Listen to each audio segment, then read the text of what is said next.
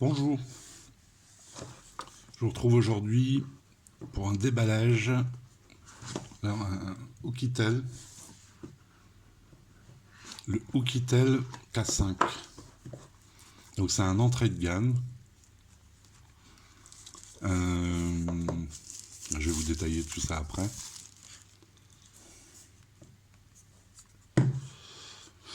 Donc voilà le téléphone, on regardera ça. Alors on va regarder ce qu'il y a dans la boîte.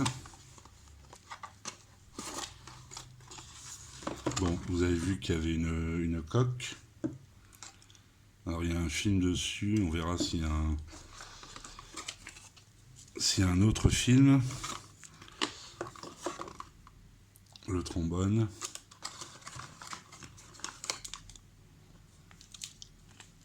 Un câble micro USB.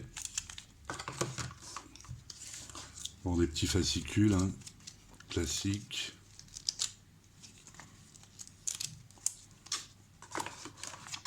Alors le chargeur, normal, parce que ce téléphone normalement fait charge rapide. Donc 5 volts, 1,5 ampères.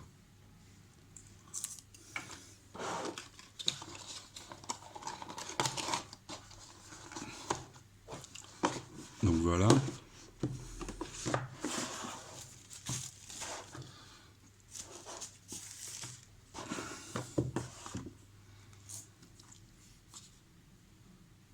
Alors la coque.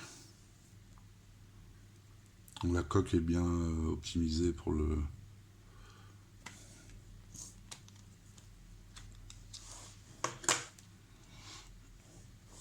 Alors. Donc il y a bien une protection écran.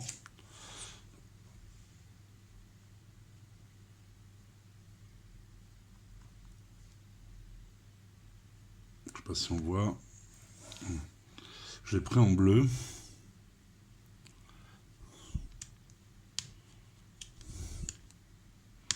J'avais testé le Oukitel C8 4G et ça avait pas mal marché, ça avait pas mal plu.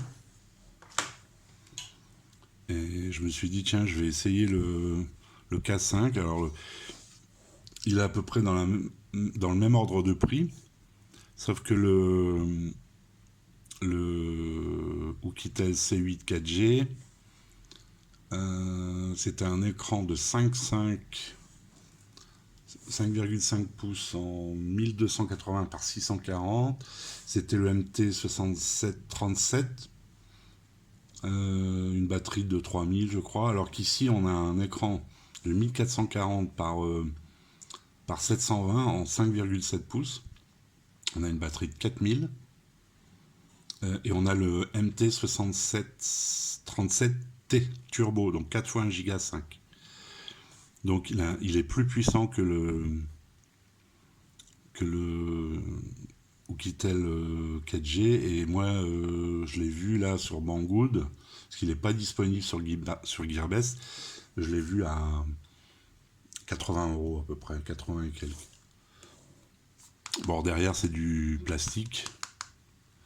Et celui-ci, vous avez un double capteur. Bon, c'est pas très important, mais il est unibody, que le C8 4G, il y avait une coque qui s'enlevait. Il est un peu plus lourd aussi que le C8 4G, le Oukitel C8 4G, et à peu près la même épaisseur. Donc a priori comme ça, est pas mal. Alors ici on peut remarquer le tiroir SIM, qui a une texture un peu différente du cadre. Au-dessus, vous avez une prise jack. En dessous, micro haut-parleur, micro USB. Donc, oui, c'est sur la gauche. Sur la gauche, donc, power et volume plus moins. Devant le haut-parleur de tête, une caméra de 2 interpolée en 5. Derrière, vous avez 8 et 5, je crois, et c'est interpolé aussi. Je vous dirai tout ça dans...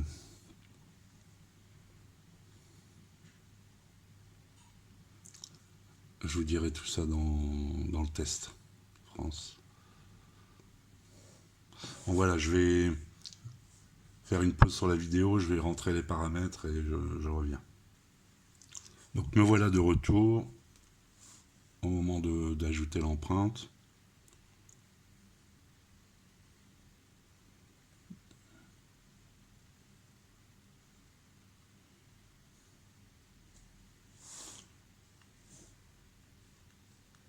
Waouh, il est très sensible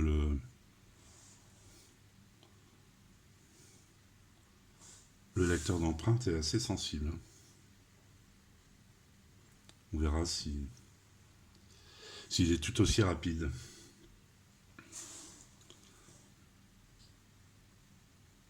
On verra ça plus tard.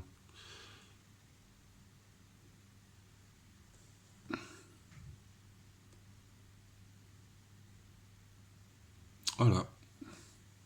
Apparemment, c'est une ROM qui a été un peu travaillée. Il n'y a pas de tiroir d'application. Bon, il est sympa à première vue. On va tout de suite aller voir. Ah oui, c'est une ROM. C'est effectivement une ROM qui a été travaillée. Alors, donc vous voyez. Alors ça, je ne vous l'ai pas dit, c'est un 2 Go, 16 Go. 2 Go de RAM et 16 Go de stockage. Sur mon blog, vous trouverez dans la rubrique 4 ans Gearbest, vous trouverez des cartes mémoire, pas très chères, des 32 et des 64. Une 32, ça doit être dans les 15 €, une 64 dans les 20, 22, je ne sais plus. De la carte mémoire Samsung. Donc voilà, on est bien sur le K5, donc Android 7.0. Donc le CPU, c'est bien le 6737. Est-ce qu'il y a une mise à jour? Là, il recherche.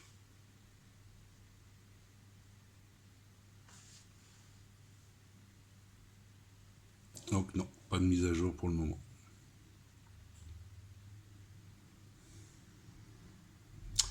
Vous avez quelques applications apparemment. Où c'est que j'ai vu ça? New Republic.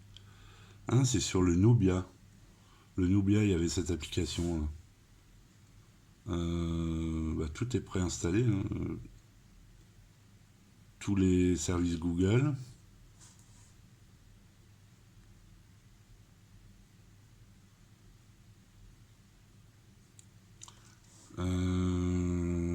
Tous les services Google, Chrome. Ah, il y a des thèmes, tu vois. Ah, ça, c'est pas mal. Il y a une boutique de thèmes, des fonds d'écran et même des sonneries. Pour un petit téléphone comme ça. Alors, 9 apps, je sais pas, super cher, c'est sûrement pour un cloud ou FreeTouch.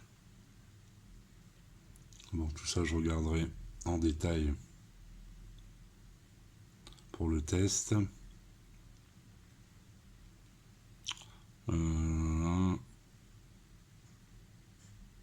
Voilà, après c'est clone. Ah, on peut cloner les applications, c'est bien parce que on l'a pas toujours. Alors il faut télécharger Parallel Space et ils font de la pub, alors c'est pénible. Il y a le congélateur. Donc ça c'est pour mettre des applications que vous utilisez peu. Comme ça elles ne consomment pas d'énergie en arrière-plan. Et ici, bon, radio FM, magnéto, horloge, calculatrice, etc. Notes. Donc c'est bien complet. Donc c'est pas mal.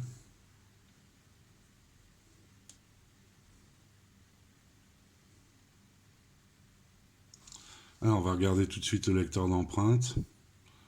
Bon, l'écran est un peu 2,5D.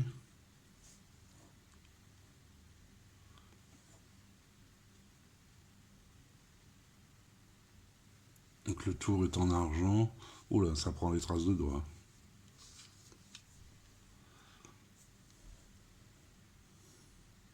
Allez, lecteur d'empreinte. Ah oui, il est à gauche le bouton. Ah.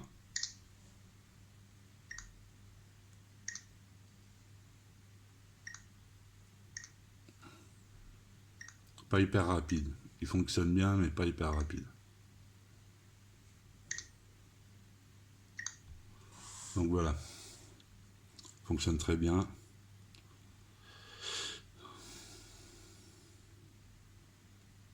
On va regarder un peu mode plein écran, le Duraspeed. Service cloud. Il y a bien un service cloud. Apparemment, il n'y a pas de. Il n'y a pas de, comment dire, d'option de gesture ou de choses comme ça. Bon, je verrai tout ça dans le test. Donc voilà. Je vous mettrai les liens. On le trouve donc actuellement, on le trouve chez Banggood, on le trouve sur Amazon. Il est un peu plus cher, mais vous l'avez en un jour si vous avez un compte Prime. On le trouve non, sur Gearbest il n'y est pas. Ou alors sur Gearbest peut-être quelques couleurs. De toute façon, je vous mets les liens dans la description. Et donc on va arrêter là cette vidéo. Je vous remercie de m'avoir suivi. À très bientôt. Ciao.